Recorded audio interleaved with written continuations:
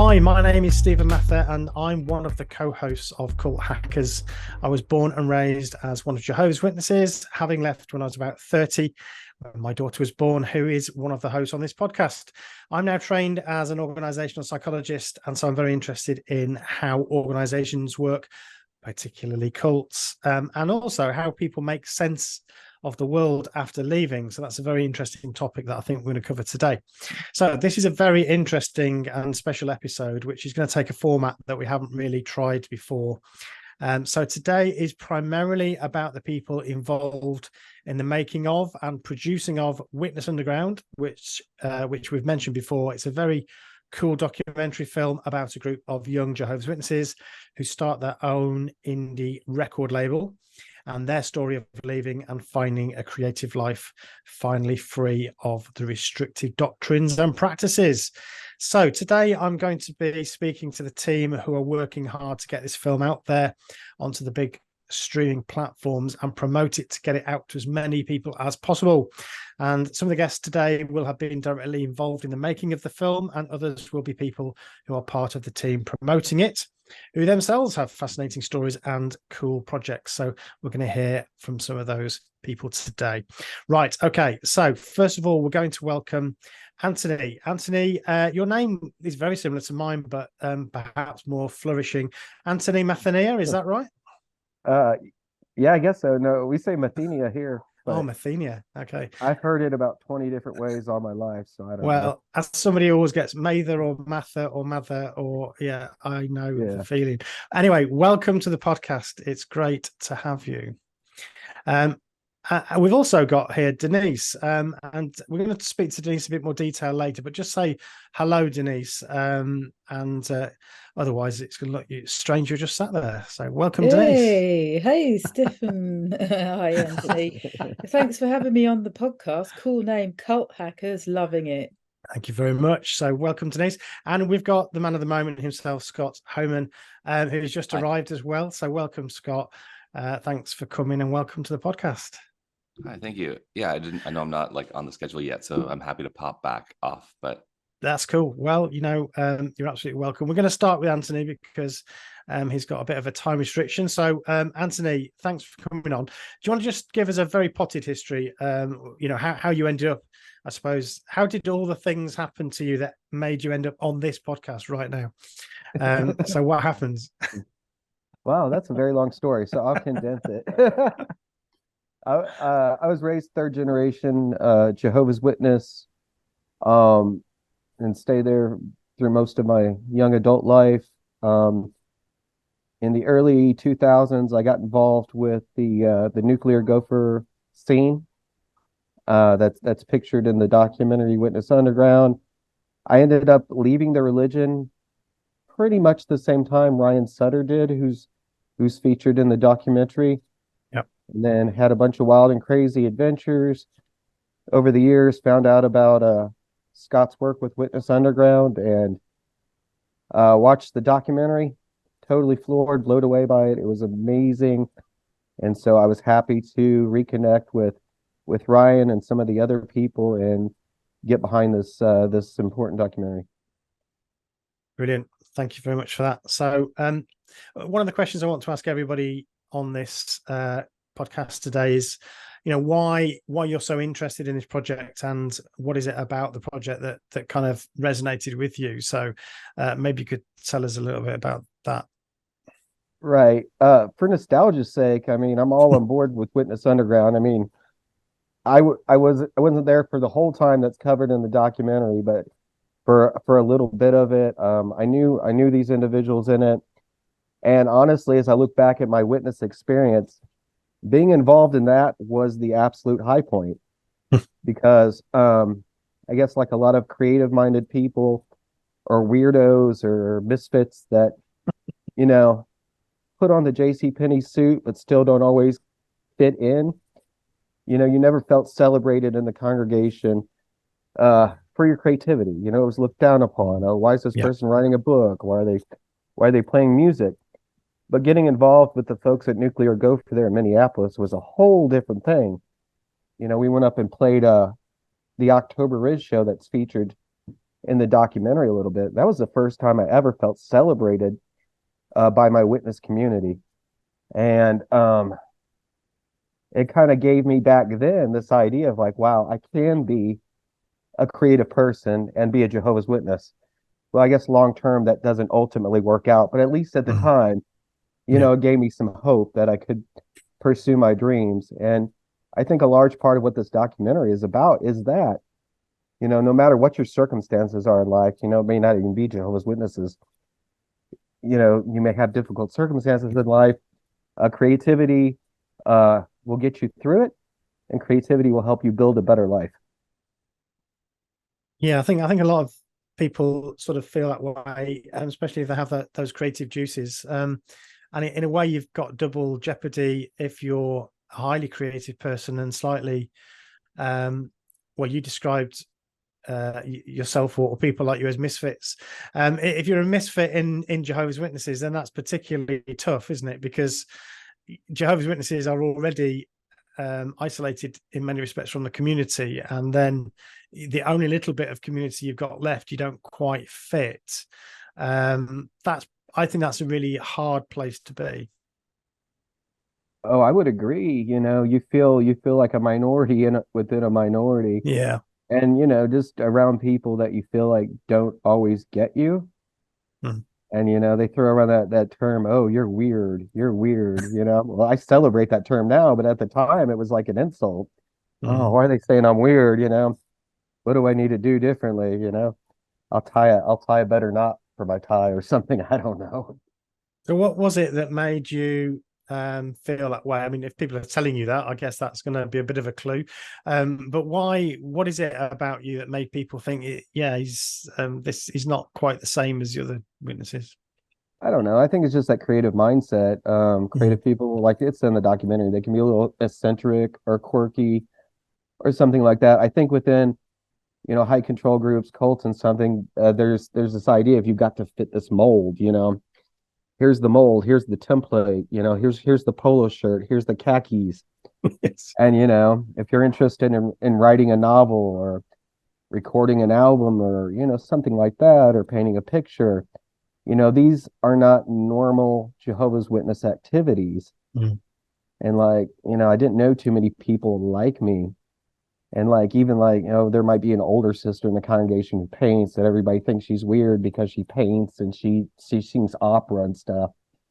It's not like open, like hostility, but just kind of a blanketed kind of like looking at you one way or another. And then what always happened for me is like, whenever I tried to pursue anything creatively, inevitably you get shut down by the elder body or my father or a circuit overseer or, somebody would ultimately come along and say, oh, it's time to stop this. It's too worldly. It's too this, it's too that. Yeah, so I think there's a couple of things I want to pick up there. One is the philosophy, a sort of philosophical question, I suppose, that when you're in a group like Jehovah's Witnesses, it is you are expected to fit into quite a conservative type of view of the world. They're not a group that encourages risk taking or thinking outside of whatever you're being taught. Actually the thinking is done by the governing body, and the elders then transmit that to the rest of us, and we're not really supposed to get too engaged with all these difficult questions. But I guess when you're creative, you're thinking all the time. So it's not just the art that you're producing, you're also doing a lot of thinking, which is not encouraged. Oh, I agree. I think that people who can think creatively about a painting or a music or a book or a sculpture or something like that, they're wired to think outside of the box. So the documentary really helped me put into context that, because I hadn't really ever thought about it that way. But seeing that, it was like, well, yeah, no wonder there was this kind of blowback all the time. It's like a creative person will eventually start asking very creative questions about the group they're in. And I think that's inevitable. Yeah, it's partly because as a creative, I think you can imagine other worlds in such a vivid way and other ways of thinking about things. That's not really what they want. I would agree with that. Yes. Yeah. So in terms of what you were into when you were a Jehovah's Witness, what sort of music were you into? What sort of art were you doing? Yeah, my main thing has always been writing. Okay. That was what I was most into. Okay. I tell these little stories about the time I wrote my first short story and was really proud. It's probably cringy to look back, but at the time I was very proud. My first Mhm. short story. And parents wanted to see it. Okay, well, here comes the little highlighter, like they're the worst editor. Oh, why'd you use this word here? Well, let's think about Mhm. this here. A time I had my conversation with my dad, when I'm in high school, and he's like, well, what do you want to do? I think I'd like to write a novel. Well, let's think about this. Is that really Mhm. something that a Jehovah's Witness should be doing? So I was kind of always that was shut down. I would say like in the 90s when Nirvana came out with Smells Like Teen Spirit and everybody I knew suddenly had a guitar. That was kind of when I got into music. Yeah. First doing, Weezer Nirvana covers, but then ultimately, as a creative person, doing covers gets boring. So you start writing your own stuff. What we were doing at the time around the Nuclear Gopher era was electro pop, um, synthesizers, loud, crunchy guitars, a drum machine, and pretty female vocals type I stuff. remember at the you mentioned Nirvana there. So at that time I had a little wedding band, like that was one of the few times you could play music was at weddings. So I had a little wedding band and we went in this little caravanette thing Yeah, to the venue. It was really exciting. And one of the guys there, the bass player, he had a copy of that Nirvana track, so it was new at the time. And yeah. yeah, that really worried me. It was a very disturbing thing, that, because it was so exciting as a piece of music, as a track. It's like something you never heard before, but it sounded wrong, really. There's something about it that just didn't. It was like, it really bothered me hearing that. I'll tell you just a funny little Nirvana story, Yeah. because like we were also the kind of kids like in Nuclear Gopher where we'd always have out the camcorder, doing Yeah. puppet shows or something. So we decided, oh, we'd make a little, Nirvana-esque music video. And one of my friends there in the congregation, I guess he'd seen Kurt Cobain wear a dress or something and something. So Oh he gosh. he grabbed a dress and Oh. we were all costumed up. So yeah, once again, parents see it and like, oh no, Mhm. we got to get the elders involved. They're all becoming homosexuals because of this rock music. And it's just, Yeah. you look back and you laugh, but it's just like, that was just par for the course of how things Yeah. tended to go.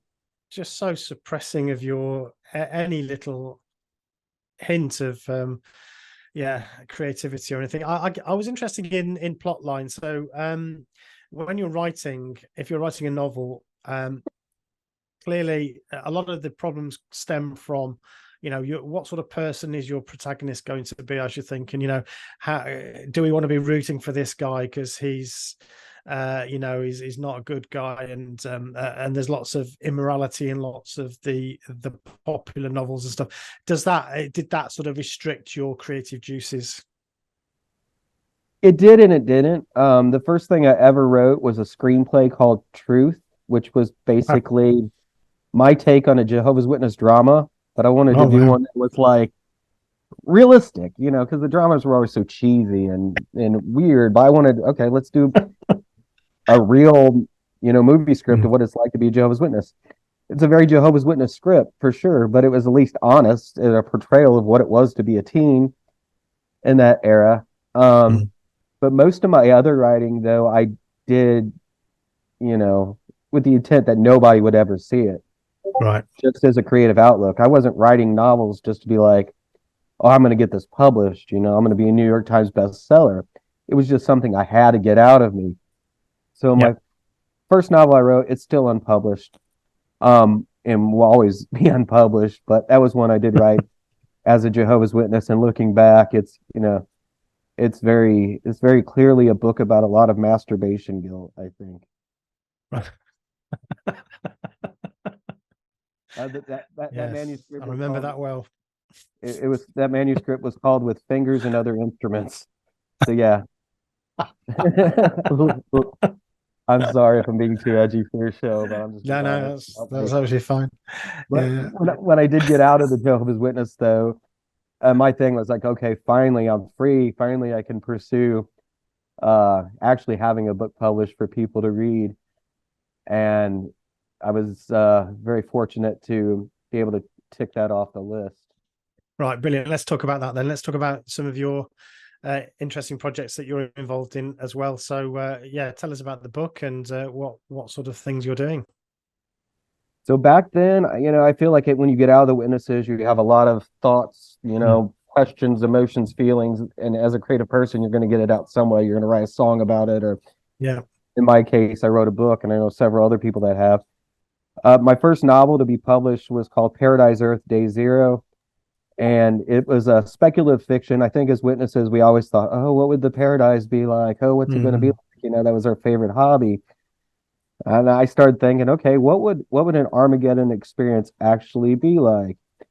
What would it be like to, live through an event that's basically the mass murder of everybody? And then on top of that, your foray into the new world is, okay, we're going to clean up all the bodies, we're going to clean up all the debris. Yeah. So I was thinking realistically about their end of days, their, astrology. And I wanted to make a speculative fiction about that. So I got that published. I followed that up with Happiness, Next Exit, to kind of lighten the mood. It was a Jehovah's Witness romance novel. Technically Jehovah's Witnesses were not supposed to read romances, but my grandmother had a whole shelf full of them. So that was kind of my little loving tribute to my grandmother. But it was also, even though the main character is female, it was pretty loosely a ripoff of my life and my exit from the religion. And what else are you doing? So after I got done doing novels, I got into comic book creating, working with a great bunch of kids. We called her Stash. And then, it had that kind of vibe that Nuclear Gopher had, that kind of DIY, let's all get together, we're a bunch of weirdos, let's do something cool. So we published so many comic books, graphic novels, anthologies. So that was a big part of my life. And all that's kind of been a segue into, or a stepping stone into what I'm doing now, where I'm working for independently, but for a book publisher, Guerrilla Convict. They mostly do true crime sort of thing. And my latest step has been into the world of documentary film with Outlaw Films. They do kind of like counterculture, crime type stuff. So we just had come out Dope Men, America's First Drug Cartel, which is an exploration into the history of the war on drugs and these Prohibition era mobsters that were kind of the first kingpins that in the illicit narcotic trade. So I did art and animation for that. And I'm currently working on, which should be coming out early next year, or actually the end of this year, I believe. It is A Tortured Mind, the Reality of Post-Incarceration Syndrome. And it's kind of through the lens of a guy who's no longer with us, Ryan Leone.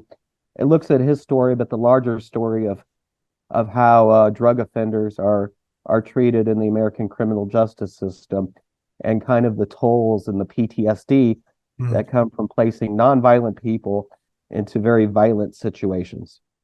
Yeah. Wow. That's a very eclectic mix of activities today. Ask me next year and I'll be like, oh, I'm making a sculpture now. I'm done with film. No, it's just always had this drive to catch up for lost time, and there's been a lot of things I've had to do over the years. Yeah. And I'm achieving them, ticking off the list. Do you think that I used to think about myself as kind of an observer? Even when I was a witness, I felt that one of the things I could bring to something was that I looked at things as if from a slightly removed situation, because of the fact that we were in the world but no part of the world. Do you still feel that you've kind of got that ability? Yeah, for sure. Like, yeah, being an observer is exactly a good way to, I mean, like any good writer is going to be an observer. Yeah. You're listening to how people talk, and being a witness, you met a lot of different people in the ministry. Lots of different people, even though, and you can be their best friend, but you can sit there and kind of study them, I guess.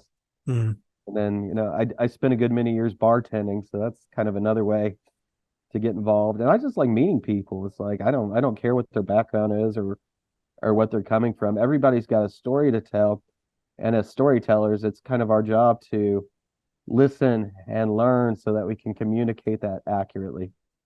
Yeah, I think that semi-detached feeling, I still feel it anyway. Maybe I'm on my own, but I feel like I I'm never quite fully immersed in society. I am part of it now. I vote, I have political opinions, I get involved in those things, but it still feels slightly like there's a bit of distance there. I don't know where that's just, it could be my personality, I don't know, but it feels like that's part of that conditioning that we had. Yeah, I agree. Like, I feel like, and I don't know if I definitely relate. I don't know if that's a permanent thing. One of my biggest realizations of late is like, okay, just because you've disavowed the faithful and discreet slave or 1914 or whatever, and the governing body's bullshit, just because you did that 10 years ago, there's a lot of underlying programming Yeah. that still remains, how you react to just life situations. I'm having to look at it and say, I'm reacting this way because it reminds me of the time two elders came over, or something like Yeah. that. And it can be innocent things in life. Someone just wants to pop by for coffee. You're like, oh, why are they really coming over? What do they really want to talk about? Is it a return visit? Yeah, so it's like I think for those of us that have been out for a while, it might be a good time to start examining our little personality things. It's like, is this still a little bit of watchtower hanging on? Whether we completely root it out or not. I mean, I was born into it, like I said, third generation. So I don't know. Nature or nurture, I got hit both ways with it.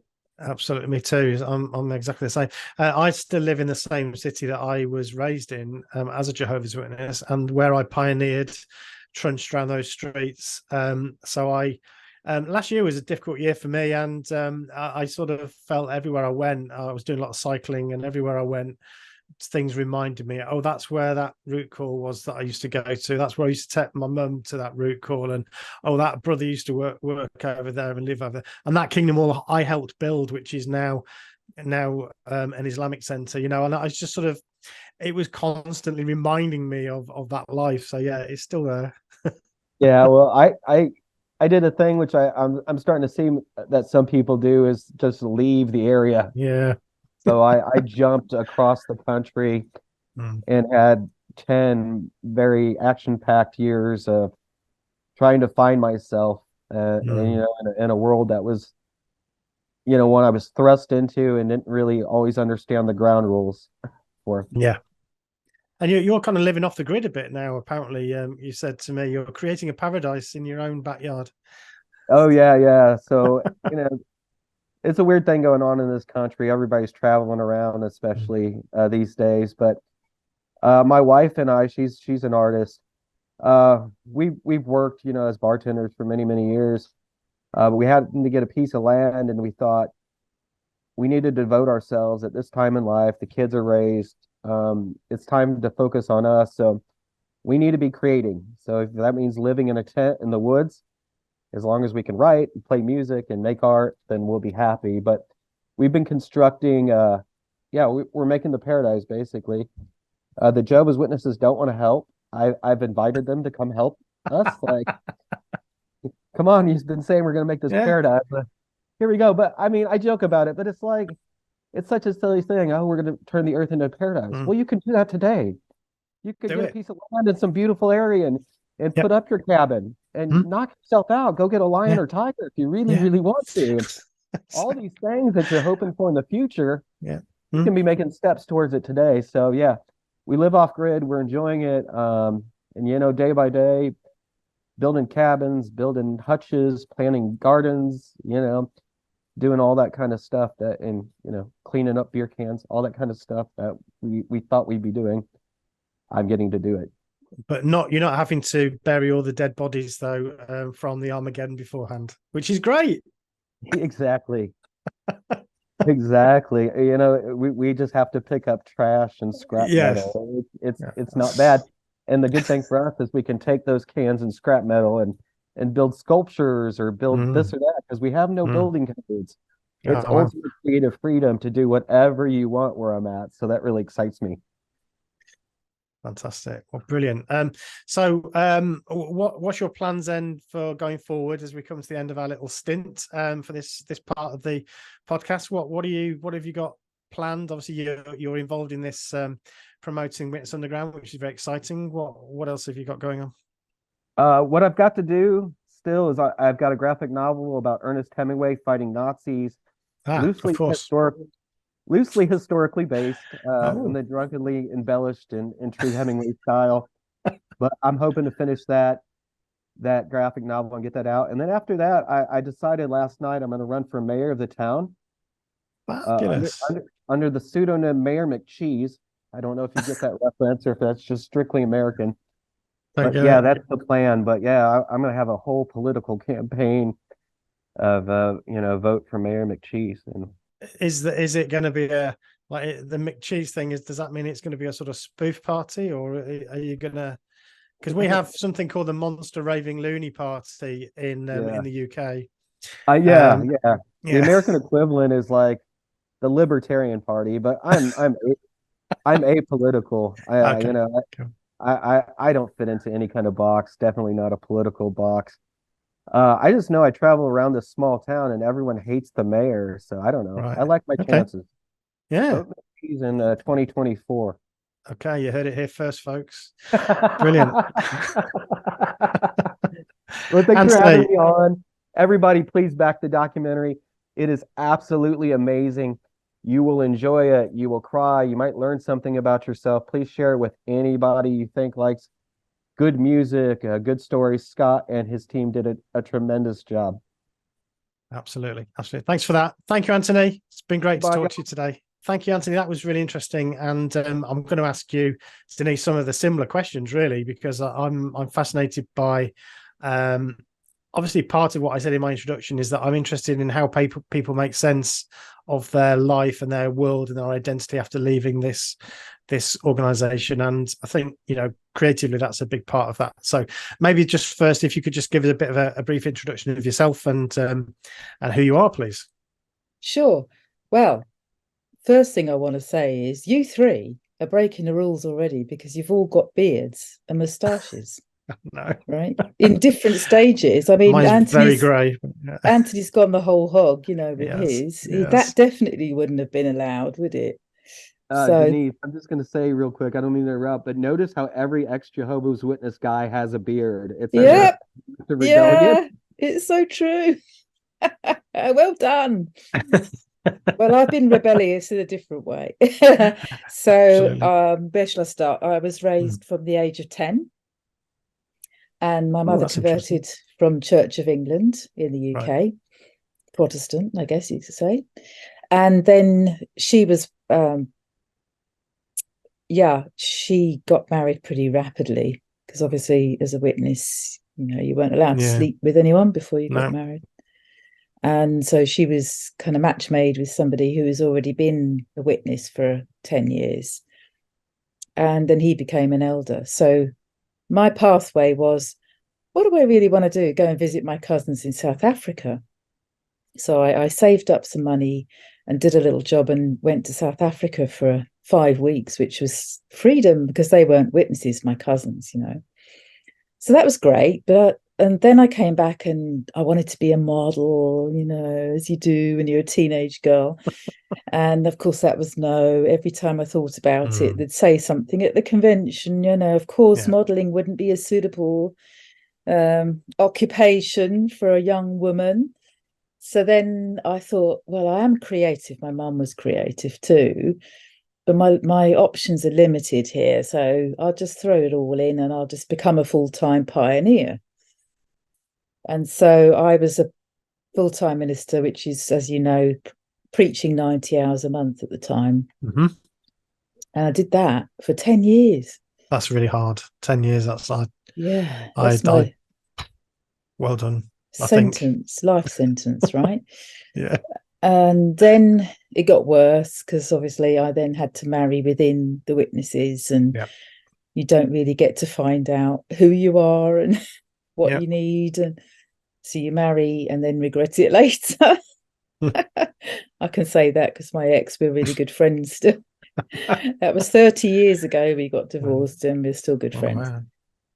And we lived abroad. So in some ways, I wasn't like you. I didn't stay in my hometown.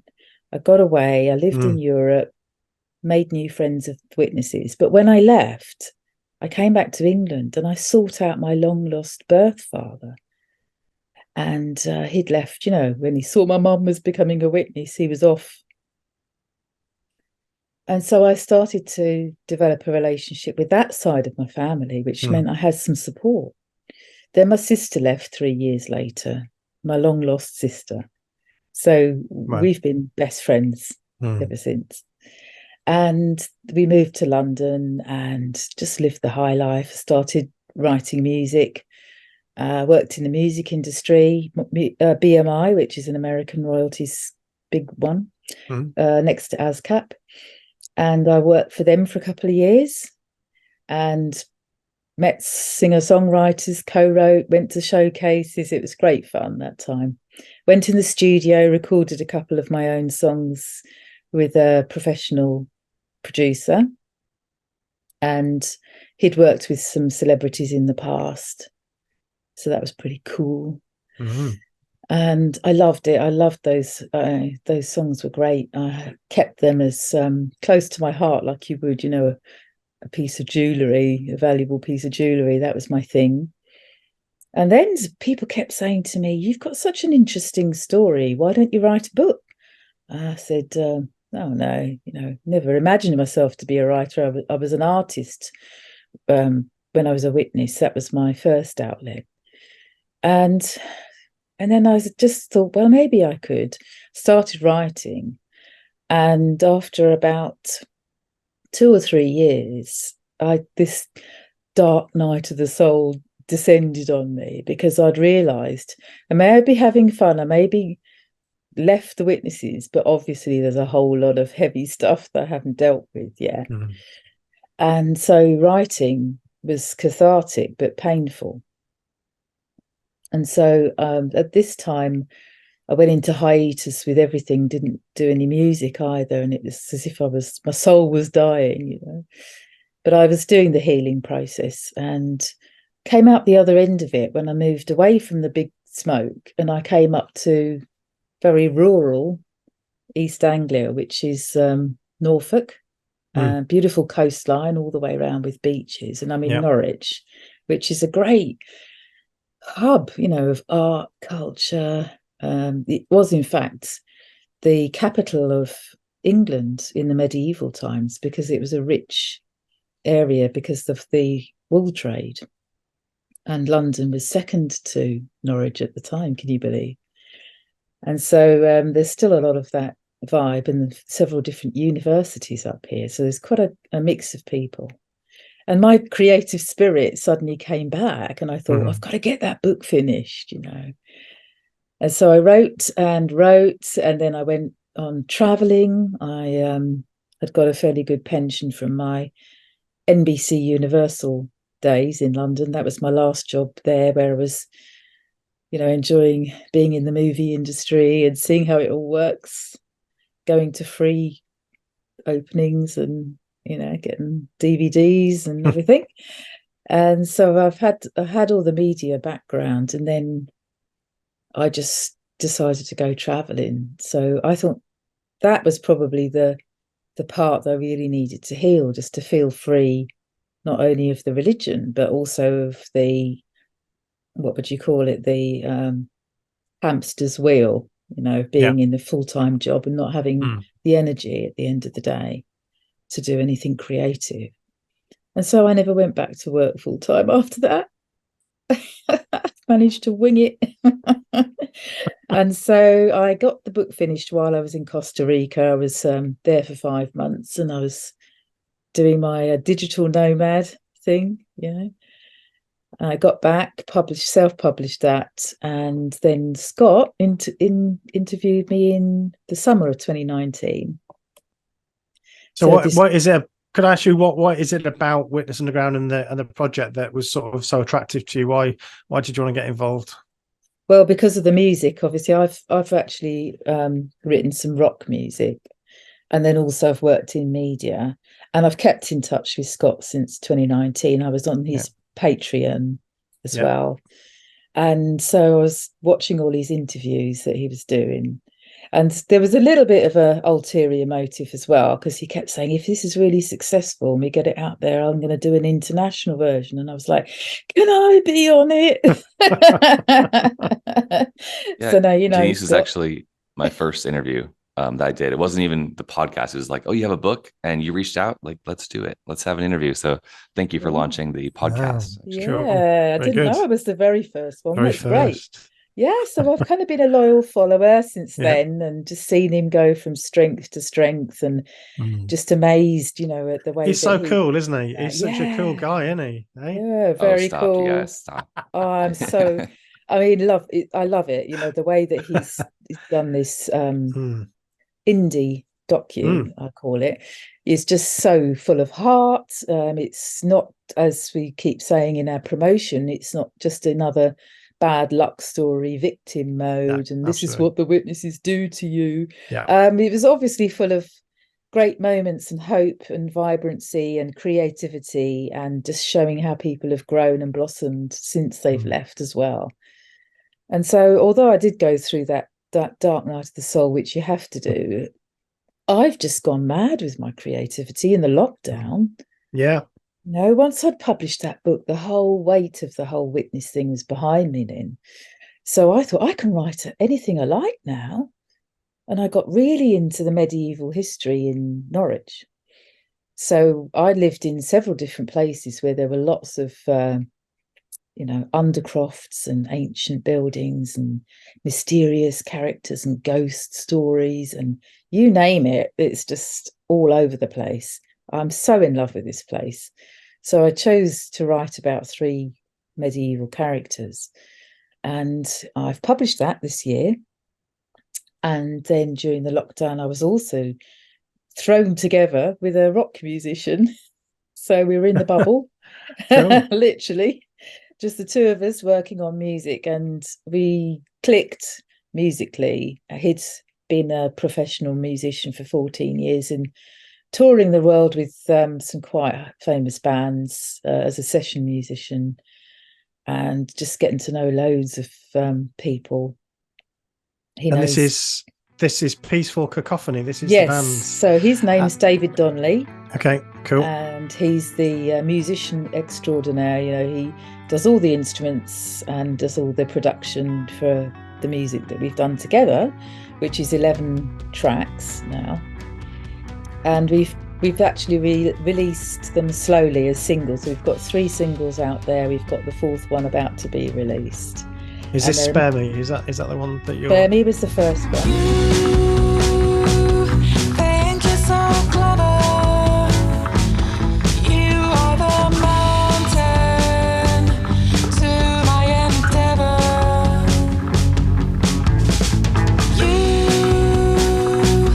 want it all your way. You're in my doorway. I'm on the highway.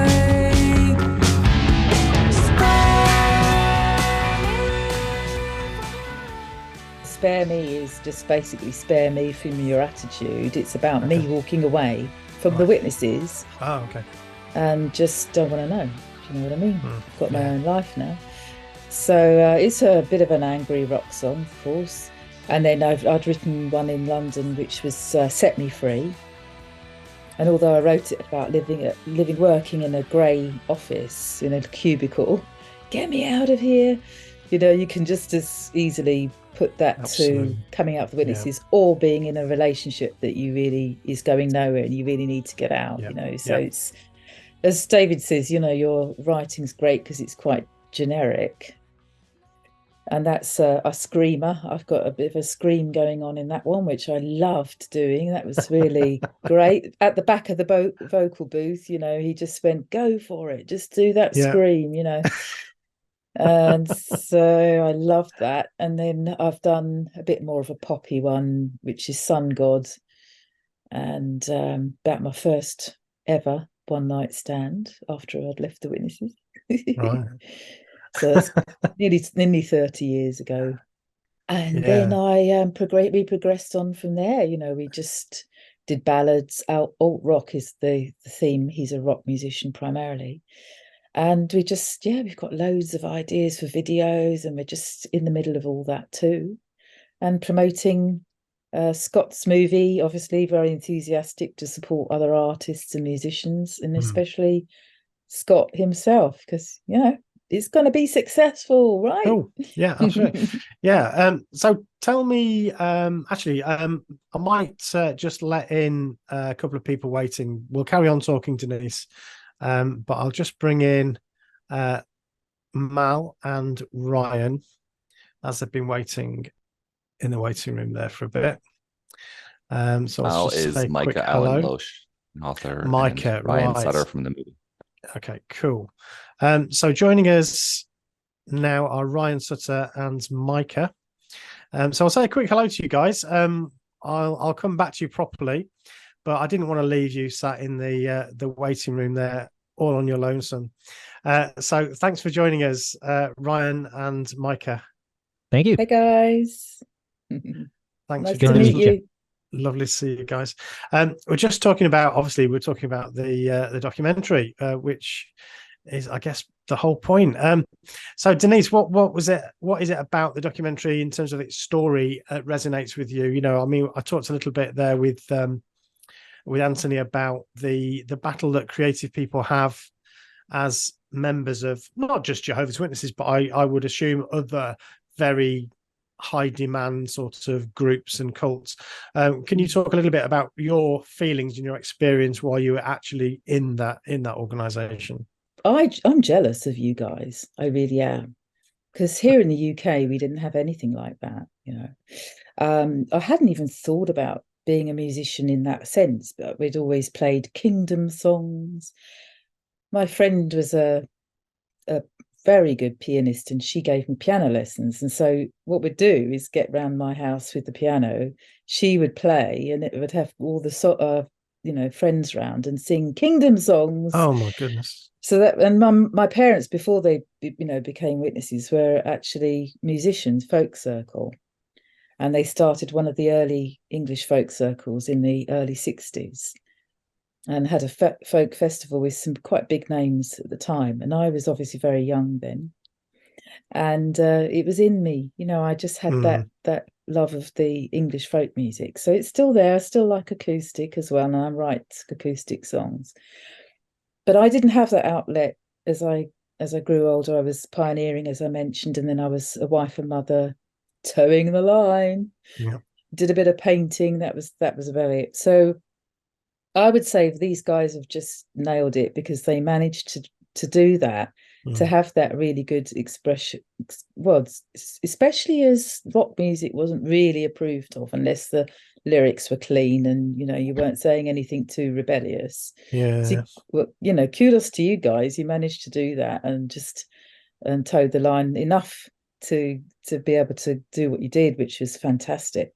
And so, I just want to support that, because I wish I'd done that. I wish I'd left a lot younger. Obviously, I was 32 when I left. I'd had psychotherapy. I know you've gone into psychotherapy as well, Stephen. So I would say that for me was an essential thing to do. And I luckily did it before I left, because I wasn't very well and I thought there's something wrong with me. Of course, it's all my fault, you know. Because as you say, you know, if you start questioning things or you think outside the box, there's obviously something wrong with you. So went along to proper psychotherapy and body therapy, and realised that there was nothing wrong with me at all. It was everybody else. So after 2 years that, you know, and starting to paint and painting with really bold colours in the end, I just felt like my spirit was starting to come back into me, and that's what gave me that shove to leave. So you didn't feel like you were in the spiritual paradise then when you were Jehovah's Witness?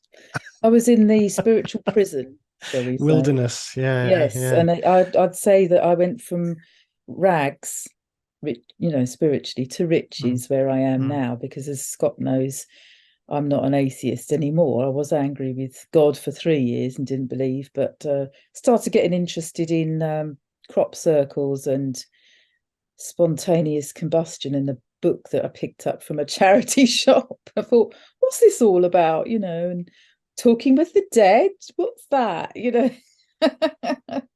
So as a scientist, I'm skeptical, but what I love is that people can find their own way and make sense of their life in the way they do. I just want to say I'm not a psychotherapist, so don't anybody think I'm psychoanalyzing them. No, so I'm different sort of psychology is really broad and complicated, and it's got different sort of wings. But I am interested in the way people think, of course, and how they tick. In our Kingdom Hall, Denise, we had when I was growing up, we had an actual pianist who would play the piano for the Kingdom songs. So I think that was one of the last sort of times that was allowed, because obviously then Kingdom Melodies came out and we all had to just sing along to the records. But that was quite exciting because we had live music in the Kingdom Hall, and we had a musician who came along who ended up being baptized and came into the truth, as they say. Not really, but became a witness, and he was a professional musician, and so we absolutely loved it. It was just great. That was one of the few moments that you had any sort of feeling of creative expression. But he got into trouble for it. Actually, somebody approached him afterwards and said, we think you're putting too many sort of little fiddly bits in between. It's you just want to sort of play it straight for the brothers. So even that little bit of creativity was robbed from us. Criminal, isn't it? How they squash you. So yes, I definitely had that creativity in me anyway, because my mother's an artist and she was an English and art teacher. And so I had seen that as a child, at least been exposed to some kind of creativity. And of course, it became more and more important for me to purge all this stuff by expressing myself. And as I say, I've written quite a lot of rock songs, some of which are quite angry. And then, I've done ballads recently as well, which you can take whichever way you want. The latest one is Ultimately Nothing Really Ends. And for me, why that was written was David wrote it, and it was supposed to be about romance. And, even if you split up with someone, you still love the person and it never really ends. But of course, my twist on it is I wanted to have it filmed in a graveyard. Cool. So I'm floating around in this hot summer's day, this long floaty dress with gravestones overgrown, in the shadows, and I loved it. So that's coming out soon, hopefully. Cool. Well, we'll put the links on the show notes for people to go and listen to your tunes. I think that's great, and that's really, really exciting. Cool. Thank you very much for joining us. I shall go off now, and you're welcome to stay. But if you're off, gotta go. Thank you, Denise. It's been great to have you on the podcast. Thank you. Bye bye. Good luck, guys, and great to see you, Denise. Good to meet you. Bye. Cool. Thank you very much. Right. Okay. So proper, more formal welcome to Ryan and Micah. So obviously, Ryan, we've spoken to you before. Ryan, thanks for coming back onto the podcast. You're obviously part of the documentary. You're one of the people that's in it. And Micah, I've not spoken to you before, but I've seen some of your stuff. I've actually bought your book and still not got around to reading it, so I'm so sorry. I bought it around Christmas time last year, but I'm still trying to catch up with all the reading. But so let's start with you, Micah. Tell us a bit about yourself and why you got involved in the Witness Underground project.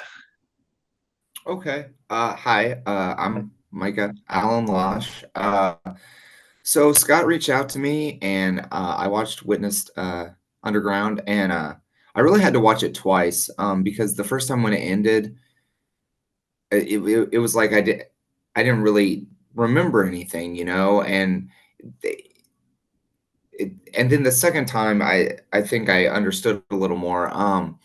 yeah, it was really cool to see a group of people come together in it, and I know for me, my interests were always criminalized by my Kingdom Hall, especially as my I don't know if it was before, but my father died when I was young, and I really got into reading like Stephen King, Edgar Allan Poe. I liked heavy metal, but I was always getting pulled in the back room. It was like everything about me that I liked was wrong, and it I don't know. After years of that, it kind of made me hate myself. But I wrote down my thoughts because I knew off the cuff I wouldn't be articulate. So I think Witness Underground is a great documentary because it features musicians who were told their heart was treacherous, they couldn't trust their minds, and they still embraced their identities. And despite being told they could live forever, they lived in the moment. And I think art that is created under an oppressive regime, especially Christian fundamentalism, is a testament to the human spirit because it's evidence that there is something deep down Watchtower can't touch. That's beautiful. That's brilliant. Yeah. Thank you. You're clearly a writer. You should try it. Yeah. Well, I am editing my third book right now. Yeah, of course so you are. Yeah, I'm fantastic. trying. Yeah. Yeah, no, I was joking. Fantastic. I mean, that's something that we were sort of talking to Anthony about as well. The feeling of being a misfit if you're a creative person within a group that itself is kind of that feels like misfits. So you've got this double sort of trouble in that situation. So even the small group that you can be a part of, you don't quite feel right for, Yeah. Why were they pulling you up, Micah? What was wrong with you? Why were they bugging you? Well, I always equated how I felt to I was already an outcast, but among the outcasts, I was a pariah. And I never understood. I noticed immediately after my dad died and his funeral, which wasn't even about him. It was about Yes, awful. trying to prey on people to draw them Yeah. in. Mhm. I missed my father. I was 13. I'm thinking, I don't know how to be a man. And I just could sense this contempt in the congregation. And I had depression, which I think is a normal reaction, but they just hated me for it. And it wasn't until a couple years ago when I was going through the tactics of a cult and how they break people down. And one of them, it was staggering me, but it said cult members must be a walking, talking advertisement for the group because nobody joins when their life is going good. And I wasn't that. I was sad. I was quiet. I developed a very dark sense of humor as a coping mechanism. And what I really needed was just somebody to be like, "Hey, are you okay? Do you need to talk? Let's see a movie?" But almost without question, I lived 20 years of just neglect and indifference to my extremely poor mental health at the time. So let's just sort of dwell upon that. And this doesn't surprise me at all, but the organization kind of blamed you for your depression and for not being a good witness, I suppose, because you weren't shiny and happy all of the time. Because I had buried my father. How dare I? Yeah. And I never grieved because I really don't think Jehovah's Witnesses can grieve because your dead loved one is just dangled in front of you and you're always praying, well, maybe tomorrow will be Armageddon. So you just stagnate and you're caught in that. Yeah. And I was told to get over my father. He was sleeping. I'd see him again. And really, my sadness was just it was just criminalized. Like it just it's hard for me to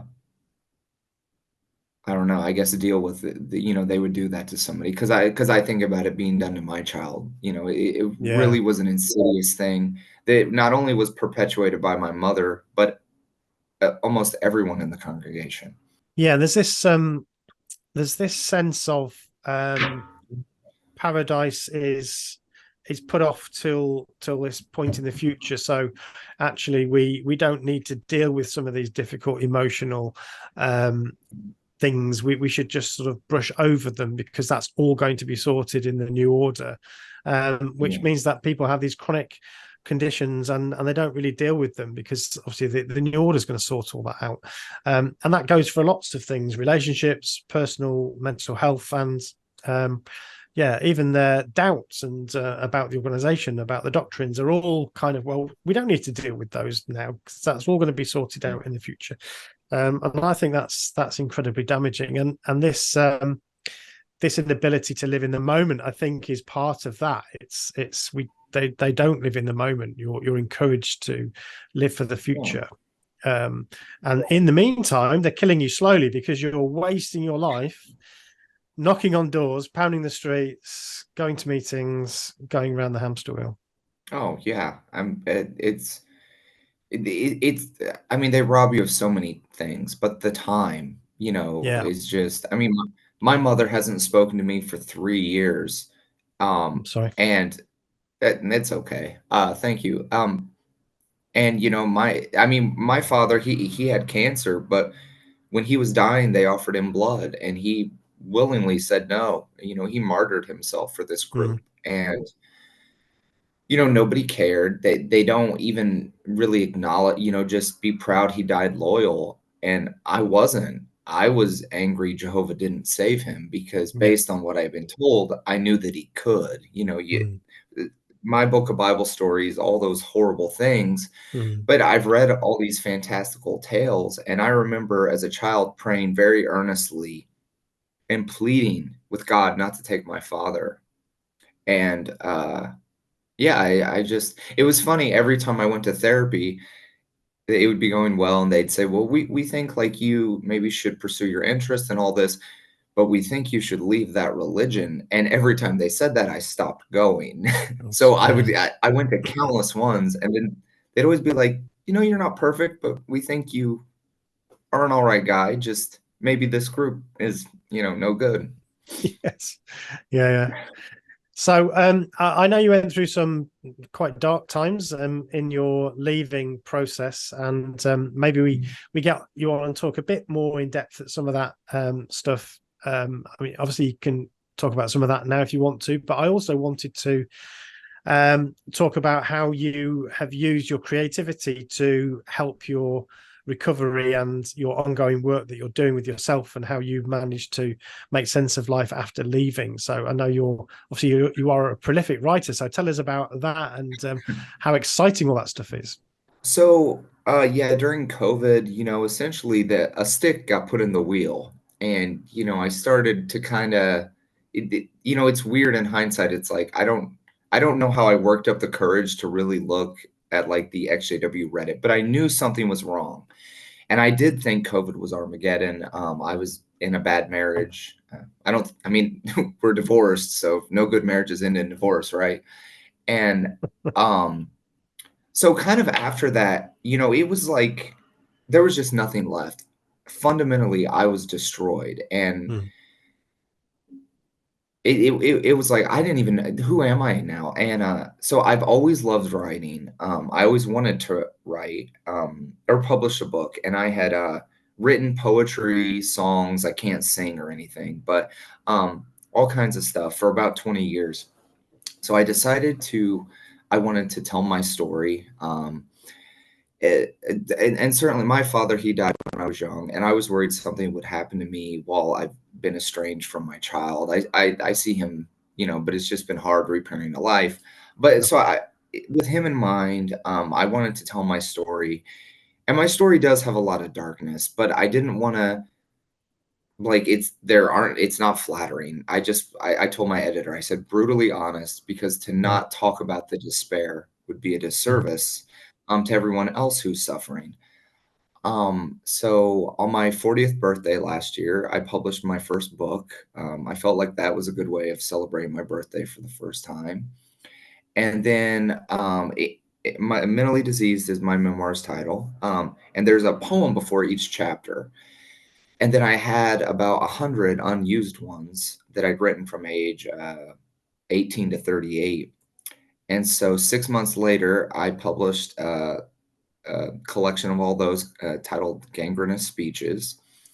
And then I also, the book I'm working on now is called Despicable, and it's a horror novella about the Antichrist.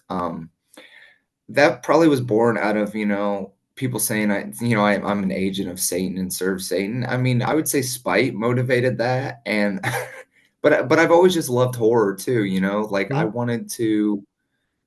Well, I think as I said once, I want to tell people horrifying things in a beautiful way if I can. I've always loved the dark and macabre. So that's probably been my favorite thing I've ever worked on, because I created my own Elohim Seekers. I created my own church and back history and bylaws, and basically all of the church leadership doesn't protect children. They abuse them. So it's kind of it's kind of taking that darkness and putting it somewhere that I feel is more, I mean, certainly better than being anger or violence. And just it's just been really fun to do that. It's been very rewarding, and to create without any restrictions. If I want to use profanity, I don't have to worry about Sister Johnson not liking what it's freedom. It really has been a liberating thing. Did you feel that then? Did you feel that sort of feeling of liberation when you can just sort of put your thoughts onto that page, regardless of what other people might think? It's this is what I'm doing now. I did. And I had hoped for closure in telling my story, but I didn't get closure. I got empowerment. I will tell you, that day I felt 10 foot high, and it was just like I just felt like I could bend the universe to my will. And it was like, you know what? They can take everything from me. They can destroy me. They can shun me, but they can't make me not pursue my passion. And that's such a great feeling. I've tried to encourage other XJWs to pursue their passions, because I understand talking about the theology and dogma, but at the same time, that's not my identity. I don't want to break down their ever-changing teachings. I want to pursue what I'm passionate about. And it's led to, crazy things like Scott, asking me to, help him crowdfund for it. Like it was such a cool thing it was like, oh yeah, this is a guy who like gets it. He's doing what he wants, and it's reflecting back at the society and their abuses, but it's not just that. It has its own story, and it focuses on the people that's where it should be. Yeah, I was going to ask you what is it about the documentary that you like so much? I mean, I've got a couple of favorite moments in it. What for you? What is one of the things you said you had to watch it again because I guess it was quite overwhelming. What are some of the things that you kind of really like about that the documentary, the piece of work? Well, I thought it was really neat how people connected, and I guess maybe the loyalty. I really didn't experience that. That really wasn't my experience. I basically lived being soft shunned for 20 years. And for me, art saved my life. I also paint. I like to do abstract paintings, but writing, painting, that's what saved my life. I even in my memoir, I talk about once I went to a therapist, and they asked me to name my friends, and I just listed my favorite singers because that's all I had. I didn't have people that spent time with me. And so I thought it was, really cool that they found each other and built this thing. And it seemed like a really awesome, positive experience that personally I felt envy for. And then, the toxicity of Watchtower, like it always does, gets its tendrils in and rips it all to pieces. But these people still, they were, because I think some people, when they talk about being an XJW, they're very contrived a lot of times. They try and present a version of themselves that perhaps isn't them, but I like the vulnerability and the honesty and talking about, the struggle, and, you have to be true to yourself, even if it comes at catastrophic loss.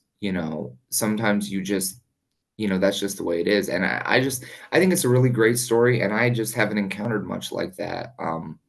So yeah, I don't know. Sorry, I don't mean to ramble, but it just really resonated with me.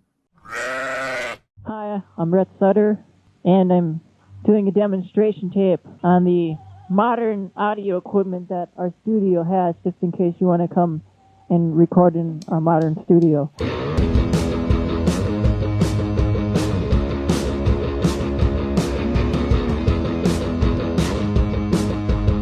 Nuclear Gopher was a record label and online community of Jehovah's Witnesses who all did indie music. It just blew up, but it all stayed in these weird little bounds. Witnesses can listen to music. It's not like a Footloose situation where like the preacher's like, no music ever, but stuff is frowned upon. You need to really beware of that disco beat, because that disco beat invites the demons. This is not inviting the demons, it's Lionel Richie. They think that any moment now, God is going to destroy the world. At 17, I basically thought to myself, what am I doing? Is this how I want to live my life? Like, do I even believe this? If they just treated people all right and had some kooky beliefs, I could totally live with it. But friends who committed suicide because they're gay and they're a witness, everything just changed. Music was my savior at that point. The moment people started taking it seriously is the moment that someone would start to, well, maybe we shouldn't be doing this. We started talking, and she's like, well, so if we split up, would you still be a witness? What I actually said was, no, I don't believe any of it anymore. And I never saw her again. Your wife? Yeah, I never physically saw her again. It was an orphan, heathen, fist fight. Before I saw God. Nuclear Gopher was very special. It created a space for people to be eccentric and creative, and also as healthy as you could be in that culture. And while it lasted, it was like the best.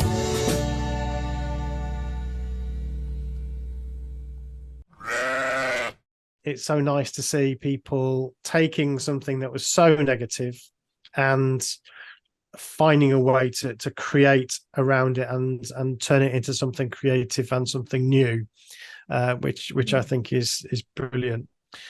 Cool. Thank you, Micah. Let's bring in, you're more than welcome to stay while we talk to Scott and Ryan.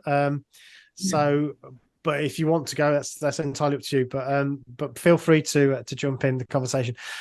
So I'm going to bring in Scott and Ryan together because obviously you two heavily involved in the actual the film. So Ryan, your story is very much featured in the documentary, and Scott, I'm sure our listeners will know that Scott, you're the filmmaker. Tell me how you're feeling about this big push to get the film recognized and out on the streaming platforms and get more people to watch it. Tell us how you're feeling about that. I feel really excited about it. It's a part of my life that, I've been out of the religion since 2004. So to go back to this and sort of tell this story all these years later, and to I've continued to make music this whole time. Music has continued to play, as is clear in the documentary, a huge role in my life, Chad's life, Cindy's life, Eric's life. We keep doing this. Sorry, my mic is apparently a little hot, so I'm going to dial it back a little bit for you. Hopefully that's okay. Better? Yeah, that is better. Yeah. Okay. All right. So coming back to this after all these years was kind of a little bit of a gamble for me emotionally, because I had kind of gone through my therapy and gone through all my stuff and sort of moved on with my life. I spent a whole lot of time thinking about a traumatic time period from 18 years ago, and I certainly never thought I'd be going back to doing Nuclear Gopher again. But I'm very excited about all of this because with this story getting out there, and I will say just flat out, I hear what Micah said, I hear what Denise said. People routinely say that they didn't see anything like this when they were in, and I know how special this was, and I knew it at the time, right? Like I was also aware that other congregations didn't have this type of thing, and the way I always thought of it was, the brothers and sisters in the hall were my extended family, and then my immediate family. I didn't really see a big differentiation. And my immediate family, we were all musicians and we did music. So extending what I did with my immediate family to my extended family felt totally natural. It was never like a let's be rebellious, let's be worldly. It was all just let's do the thing we love together with the people we love. And so it felt different at the time, and it felt exciting at the time. And I know that I'm not the only one who felt that. And so to have Scott kind of bring us back here was a little bit worrisome for my part, because I didn't want to be like revisiting old pain and stuff. But the fact that the movies had such a huge reaction from so many people, and so many people resonate with what we present there, feels really good. It feels really validating. I want more people to see it, because I think it's doing a net positive in the world. That's kind of where I'm at with it. I really do hope. I mean, yes, the Kickstarter is a way to like earn, some long overdue, like necessary funding to help get this out to the wider audience. But the end result is to get this out to the wider audience. The end result is that people who need to not feel alone don't feel alone. And so I feel like it was worth doing.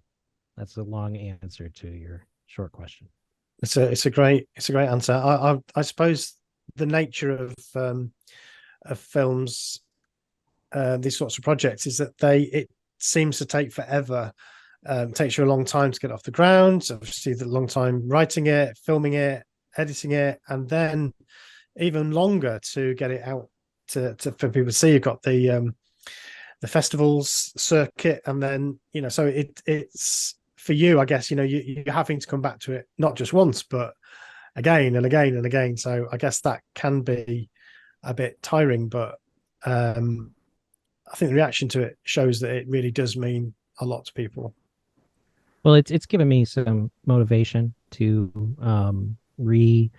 I never stopped engaging with music, but I stopped thinking anybody cared that I engaged with music. So it's nice to know that people did care about the stuff we did.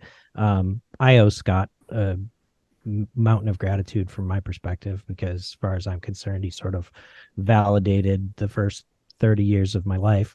And I really greatly appreciate that. And, in the last 5 years, Scott has put in 500 years of effort on this film. So, like from that perspective, I'm not going to complain about going back to things, because I didn't have to watch the cut 800 times like Scott did. Scott, I bet you know every single line of that documentary. I've caught myself quoting people in their voice inflection. Like I know every single line so perfectly. It's like that part of my brain is used forever on that, I think. Yeah, I can imagine.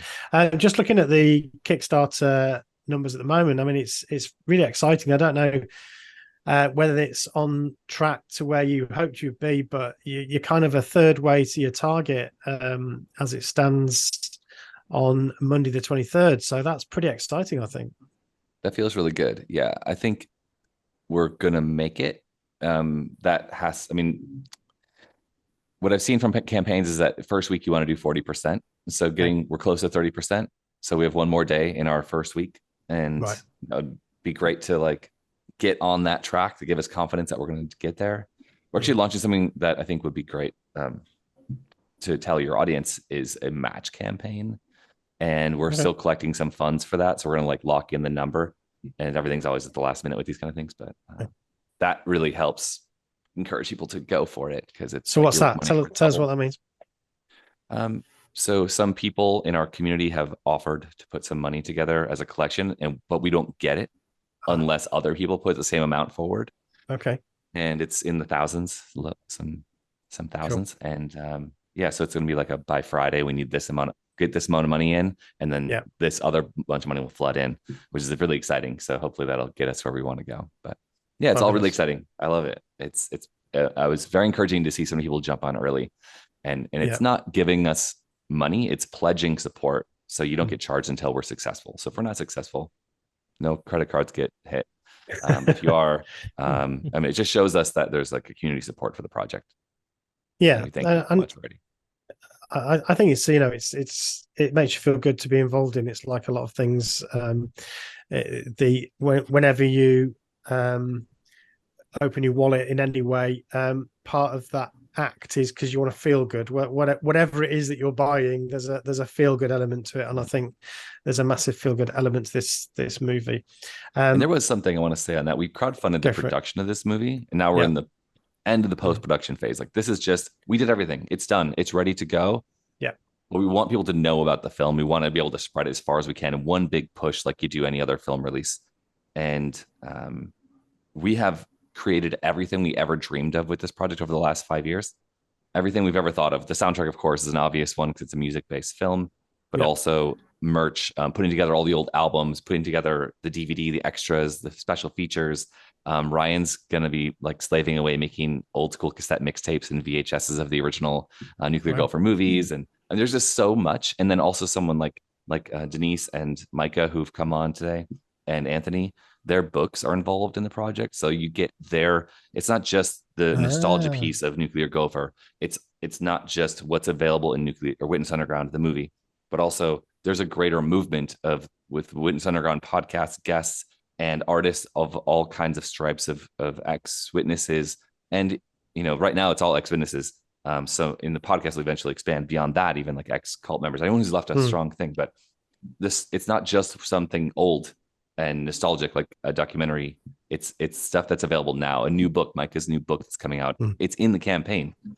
So if you submit it, if you like help us out at a certain level, you're going to get his physical books, all three, the whole trilogy. So cool. That's great. I looked at the levels, but I didn't look that closely.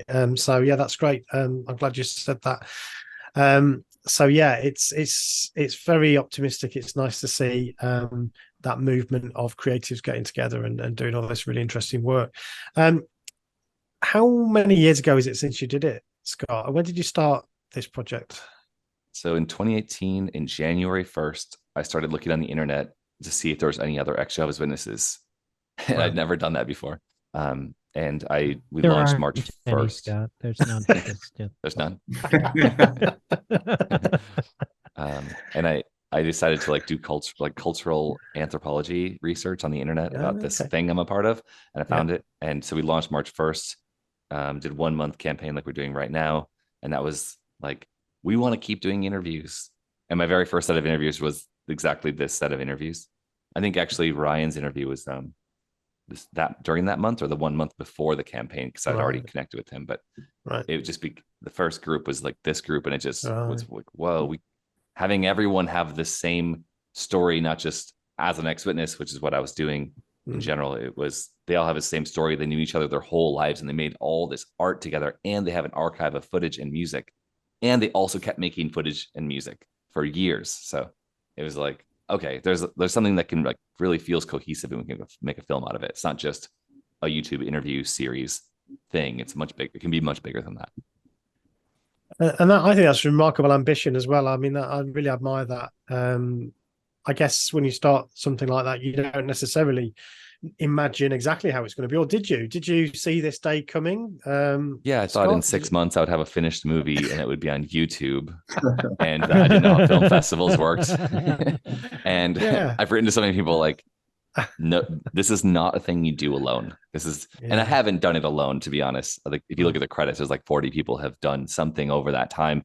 And that's why credits are gigantically long. And we all wonder why we're watching the credits scroll, but it's because those people put something really important in the film. Yeah, and I'm watch the grateful credits, to every one people. of you. Yeah, watch the credits. Stay till the end. Keep watching those credits. That's what I say. Yeah, cool. So Ryan, I saw on Facebook that you are involved in, or you've been doing some work at home. You're putting a studio together. Is that finished now? Are you kind of done with that? Or? It is. I'm in it. This is it's cool. a blurred background, but okay. I am joining you from the Nuclear Gopher. Cool. This is the actual studio. There's sort of two rooms. One of them can be subdivided into 2 rooms, so that could be 3 rooms. There's kind of a lounge area, then there's like a kitchenette, and then there's the main control space, and then there's a separate room. I have been doing sessions down here with some new artists who have nothing to do with Jehovah's Witnesses, believe it or not, just normal people recording music because they like to make music. And so yes, and then I've also been working on finishing up my first album in close to 10 years. And that's called Capistrano. That's going to be coming out in November. And also working on the soundtrack, and also working on 3 other releases for a relaunch to Nuclear Gopher. So Nuclear Gopher is not a nostalgia thing, to Scott's point. This is a re-established functioning recording studio working on new releases and new music and new stuff. And that's gonna, right now, if you go to nucleargopher.com, you get our 1998 splash page with a sign up link on it, which feel free to sign up for that newsletter, because then it'll let you know when the real thing comes. But the nucleargopher.com is coming back, and I'm working on that in addition to supporting this. So keeping busy on that, and I'm kind of excited about it, because even though Nuclear Gopher went on shutdown mode in 2005, I've been very musically active. I haven't released a solo album in the better part of a decade, but I've been in 4 other bands. I've been recording, doing other stuff, doing other music. So it's fun to get back to it. I'm really looking forward to getting a solo album back out again. I think it's the best one I've ever done. Some of the songs are in the movie soundtrack, so that's exciting. And there may be some more stuff coming from Eric and Cindy too, but I'm not going to give too much detail away on that. Teaser. New Capistrano album is in the campaign as well, so you're basically getting a pre-order of his new record. If you at certain levels, so you have to look for Capistrano. Yep. So we keep mentioning this Kickstarter page. Obviously, the link will be on the show notes. Clearly, if you just type Kickstarter and Witness Underground into Google or any other browser, you can just go to witnessunderground.com and you'll wind up there. It'll be there. Cool. So it's easy to find, and there's various different levels that people can help support it. Even if they don't want to give money, they please raise awareness of it. Share it to your social networks. Share it on Twitter, X, whatever the heck that is now. We want to get people. We want to widen this awareness. So if you don't got a dime to give, fine. But if you can let some people know about it, appreciate it. Yeah. At the risk of triggering anybody, advertise. The rock stars and The Rock. Yeah, exactly. No, you got it. Yeah. Yeah, absolutely. No, it's great. I was just wondering, Micah, you're obviously writing your own story, but you've also written some fiction. So have you ever thought about trying to get some of that onto the screen, or the small screen or the large screen? Have you ever thought about writing for TV or film? Me? Yeah. It's since I was 18, I just wanted to publish a book. Right. So crazy things have happened, and it hasn't even been a year, but I just considered it all gravy. It's just like, I was just like, okay, like that's a dream. And then somebody asked me last year, they're like, what are you going to do the next year? And I was like, any other time I've been asked that, I thought, well, I hope Armageddon comes next year. And so I was like, well, what am I going to do? And I was like, well, I did one book. So yeah, it's just been kind of pursuing things that are uncomfortable, because for me, in the countless hours I've spent thinking, I just feel like everything that it feels comfortable is unhealthy, because growing up in a cult, you're not taught boundaries, you're not taught anything really good. So nothing crazy, but I've just kind of tried to lean into things that feel a little uncomfortable. So I mean that's a crazy idea. Who knows? Maybe someday. You never know. Write a screenplay.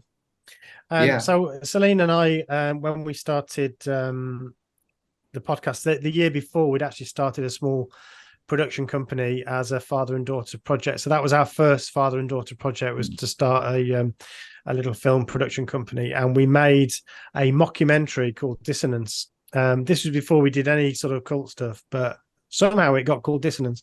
And our next project was we're writing a screenplay for a sort of sci-fi thing, and that's kind of stopped now, but Celine wants to resurrect that. So yeah, writing a screenplay is really interesting, because I'd never done anything like that before. I'd written creative pieces like novels and short stories, nothing as, you know, professional as yours, but that discipline was completely different. I was really blown by how different that process is.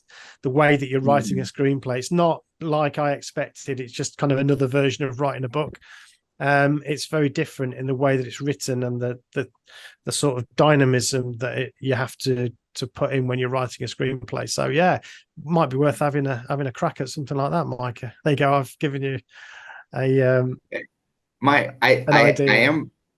I did start work on a fourth book, but and then I was like, wait a minute, I got to finish the editing, but I don't really like that part. But yeah, I do have like some more ideas. I've thought about a collection of short stories, kind of. I have an idea for a witch. I really want to write about topics that were taboo, because not only do I enjoy that, but I also know it pisses people off, and I like that. So I call that the inner teenager. A very strong inner teenager. Yeah. Micah, I might want to get your help on something. James and I, also Zimmerman from the documentary, we were discussing the other day the fact that 20 years ago we made a movie that is called Press One Now, and it does appear briefly in the documentary. It ends on a cliffhanger, and we never made the rest of it. And we thought it would be funny to come back and make the conclusion to Press One Now, where the main character, which is me, Mr. Movie Phone, he's 20 years older, and he's reminiscing. And so anyways, we might need some help, Micah, with putting together a screenplay for a follow-up to our unfinished cliffhanger masterpiece from 2002. Just throwing it out there. What about that? Sounds cool, definitely. There's also 2 horror film trailers that Ryan and James worked on that are also in Witness Underground, and some of their footage is featured in our little pitch video for Kickstarter, because it's awesome and dramatic. And we're talking about shunning, so I was like, yeah, this fits for that emotional part of like dissonance and creating chaos in the mind. But those films also never got made. Those are trailers for films that don't exist, horror films that now we could make because they're not taboo. It'd be fun to just pursue that. Yeah, we had a thing for a little while where we would get together to make movies, and we would just say, do you have any ideas? And one night we got together and nobody had any ideas, and we said, all right, let's just film a bunch of clips from a horror film that doesn't exist. We'll just try to let the audience try to figure out what the story's supposed to be. And so we just came up with every insane thing we could come up with, including grilling my wife's head and stabbing people and all this insane stuff. And then we edited it into this trailer for this non-existent horror film called Nursery Rhymes. And then we did the sequel, which was 2 Nursery, 2 Rhymes. And then, so if we ever really wanted to make the movie, that would be amazing. Sounds awesome. Great. I'm excited. Coming up to Halloween, it's just the right time to start thinking about those sorts of things. Scott, what have you got planned then for the future? What's so this, obviously you've got lots of stuff going on here. We don't want to detract from that, but what are your thoughts for what you're doing next? The next creative project? So I have a film I shot on the 1st of the year over the Christmas, New Year holiday, 2022, 2023, following a young woman who I met in Vietnam at a metal show. She had the same camera as me, and I went and talked to her, and then we became friends, and then she moved back. She's also grew up in the States, but she's a rock climber. So I shot this thing about like musicians who live out of their cars in the wild in the US all year round, and they rock climb and free solo, and they're like wild humans living out of vehicles. And the surprise to me was that they're also musicians. So I'm like, I'm going to shoot this thing following my friend Kate, Kate O'Flaherty, Chinese name. She was raised by Irish parents, adopted. Anyway, so there's an adoptive story, which I really appreciate about her. I'm not sure if she still wants to dive into that because it's like very traumatic still. But when I met her, she was trying to find her biological parents. Oh, wow. And she found them. And then she was decompressing from that trauma at 18, 20 years. So it was like 20, 21-year-old thing that happened. Now she's like in her late 20s. Anyway, so we filmed this whole thing. So I shot this whole thing, and it's very much like back to my roots, like single camera.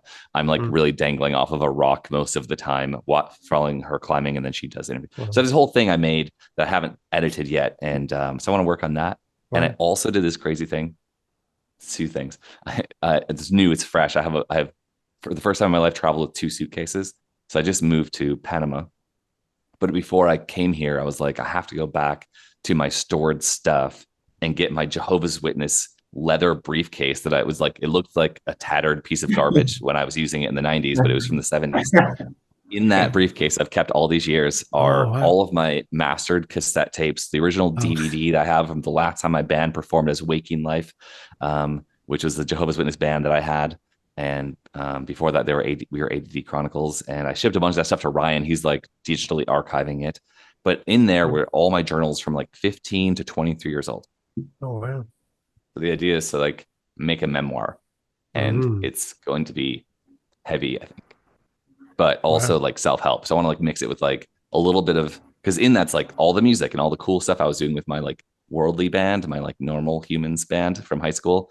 And then the transition to like forming a band in the Witnesses, and like all my weird church notes from conventions mixed with like the girls I thought were cute, and like sketches, and like also terrible poems and lyrics that are like cringy but also revealing, and I'm like swearing up a storm as like an 18-year-old, like, I can't believe I have to deal with this shit, it sucks, like why am I stuck in this situation? And it's just ranting and like heaviness, and then like I think she's cute and like dumb rhymes. I don't know, I'm not going to do any right now, but like it's like so cringy to read, but I think it's revealing of like my life with all the cognitive dissonance I was living with. So it could be interesting to dive into bad poetry and bad lyrics. And and then some okay songs. That is, yeah, sounds great. I mean, that is such a personal thing, isn't it? I never kept a diary, so I've got nothing to go back to. The only thing I've got to go back to are some 4-track cassette tapes that when I was, how old was I? About 20. I bought one of these 4-track recording studio things that used tapes, but obviously it used 4-track, and you could record 4 tracks and then bounce it over to 1 and so on. So I recorded some songs on there, and I've still got them, but I've not played them for years. So that's my sort of last bit of history, I think, still left when I was a witness, you know. A lot of what's in Witness Underground from the Nuclear Gopher archive is actually 4-track cassette, or even something even more primitive than that. Ryan discussed a little bit what it is, but that's it can be in a movie someday. You could soundtrack a movie with those stories. You know, I'm actually in the process for the purpose. I mean, all the Nuclear Gopher stuff that all the old recordings have been out available on like Creative Commons releases and stuff for a long time, but in order to make it more exciting for people who are just joining the party here, I'm actively going to be reissuing and remastering and cleaning up. And there's some awesome new software these days that lets you do some pretty great things, even with your old 4-track recordings. So they already sound 1,000 times better than they ever did back in the day. Thank you, Isotope. I'm not going to advertise their products directly, or too much, but man, it's magic what you can do to get rid of tape hiss and remaster and remix things these days. So that's something that's going to be ongoing. I will be doing reissues, especially of like the Lavone, which was kind of the band that started all of this. And I've got like literally right over there is an archive of 104-track tapes. So they're all here. It's all still doable, and it's a really fun thing for me to work on these days. So, and then Scott's I've got the box with Scott's too. So his stuff is now officially part of the Nuclear Gopher Preservation Society. Very what good. kind of music was yours, Stephen? Mine. I was sort of just solo singer songwriter, guitar. Just the one song I remember was the lyrics were all about how science and evolution is actually just a religion, and they dress in white coats like they're sort of religious leaders, and I mean, I'm a staunch evolutionist now and confirmed atheist, so I but that was me back then, and I think that was me trying to convince myself. This was me convincing myself about something I really wanted to believe, and I did a lot of that in my life. So yeah, it'd be quite interesting to listen to it again. I do remember those lyrics though, so yeah, slightly embarrassing, but that's where I was. This idea of like looking back at who you were, this idea that there's a connection to that person. I mean, there is through history, but like it's almost like a different person when you look back. Like, who was that? Where was that mind? What did they believe? It's almost like a separate individual. And I think it's interesting to capture that in a book or in a lyric or a poem or a song. That whole question to me is a bit of an obsession as a psychologist. It's the thing that I kind of want to study, because the whole question of identity and personality and our sense of self, and who we are and who we become and how we tell a story about who we were. Because I strongly believe that part of the job, part of our mission when we leave an organization like Jehovah's Witnesses is to find a way to tell a consistent or a coherent story. If you see it as a complete break with your old self, I think that creates psychological difficulties. So for me, the fact that I can look back to old Stephen and understand what he was doing back then, and it's still part of who I am now, feels important. But I want to investigate in it, explore that. So that's kind of something I want to do for the future. So Ryan, you had a thought there. Oh yeah, I just wanted to share. There was a guy. He was a Chad. He wasn't the Chad who's in the film, but he was in one of the bands, and his dad was a presiding overseer in our congregation, and we used to do a lot of recording at their place. And I remember having a conversation with his mom once about why he became a musician, why he got into doing music. And he said she was like, we used to tell him about the paradise, we used to tell him about the future and about all this stuff and the lamb and the lions and whatever, and it was all boring to him. And then he got a guitar and he was like, oh, this is something I could do forever. And so suddenly he became obsessed with like wanting to live forever and the whole thing, because he loved making music so much. He never wanted to stop. And I think about that a lot, because I kind of like, that actually was, believe it or not, kind of a motivation for all of this, as ironic as it is in retrospect. We weren't doing this to get out. We were doing this because it was like, oh, well, we're going to live forever. Let's do something we love. And, and it's funny because it was, we had to invent our own DIY world because it was the only way to control it enough to keep doing it while still staying true to what we believed. But it just, sometimes I hear people talk about it and it's so flip side from how I experienced it, where it's kind of like, well, we were trying to do music and it was this kind of rebellious spirit and people were against it, when I'm like, yeah, like it was like, that was the reason. It's like, oh, I got to have something to do for the next 2,000 years. 2 billion years. Yeah, 2 billion years. I mean, I don't know at what point you get sick of playing a guitar, but I haven't gotten there yet. So yeah.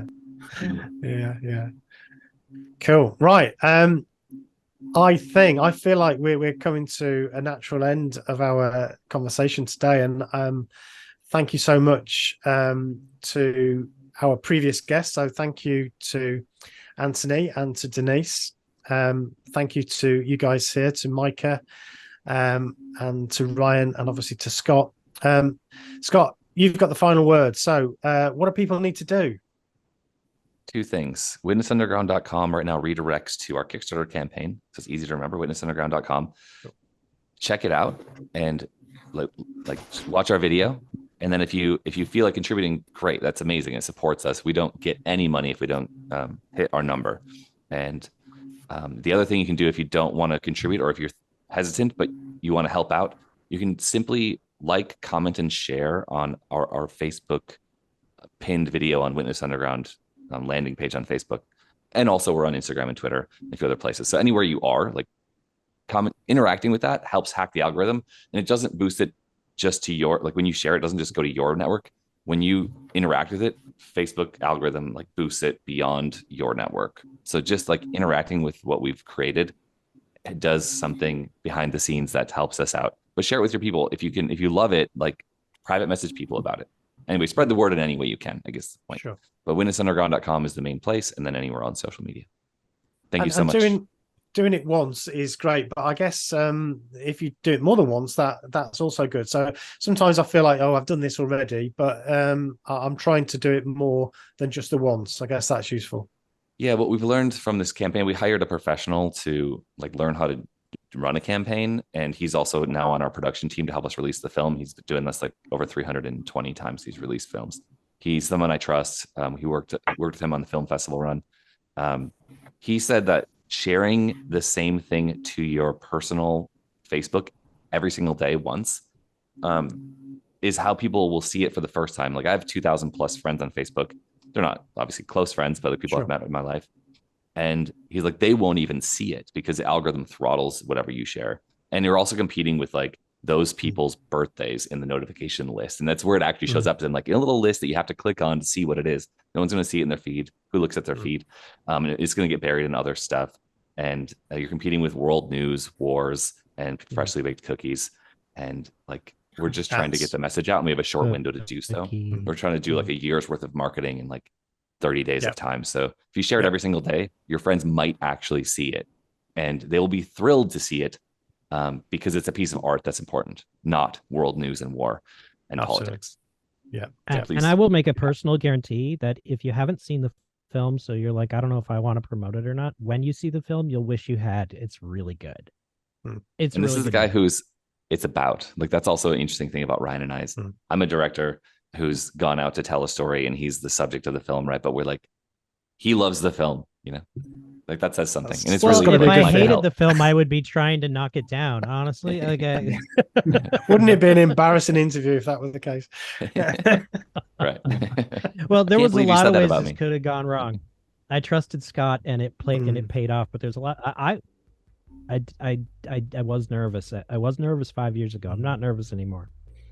Yeah, it's just right. It's just so, you know, it's really just hits the spots for me. Micah, Ryan, Scott, thank you so much for coming on the show today, and masses of luck with all your projects that are going on. Really appreciate you coming on Cult Hackers. Thank you again. Bye. Thank you, Stephen. Thank you.